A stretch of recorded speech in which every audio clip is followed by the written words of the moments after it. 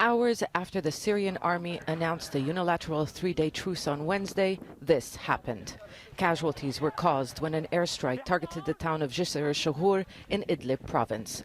It wasn't the only ceasefire violation reported by the opposition.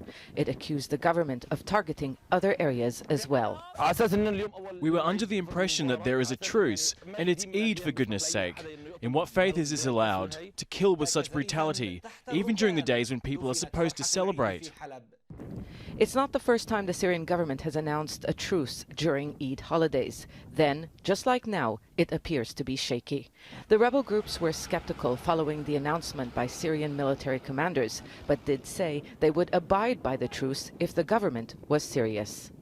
U.S. Secretary of State John Kerry was quick to react to the ceasefire announcement. He welcomed it and said discussions are underway with various parties, including the Russians, to try to extend the truce and transform it into a lasting one.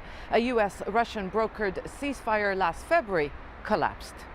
Truce or not, Syrians in opposition-controlled neighborhoods across the country celebrated Eid, despite the threats of airstrikes. Members of the main opposition body in exile, the Syrian National Coalition, believes the government didn't announce the truce out of goodwill, but was pressured by the Kremlin.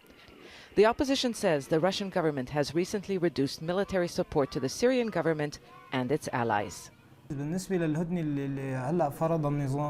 The regime announced a truce because of the losses it has been suffering in Latakia countryside and in the southern countryside of Aleppo.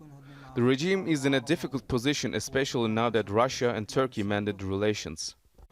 The people of Syria don't know if the renewed ties between Russia and Turkey, who support opposing sides in the war, will help bring about an end to the conflict.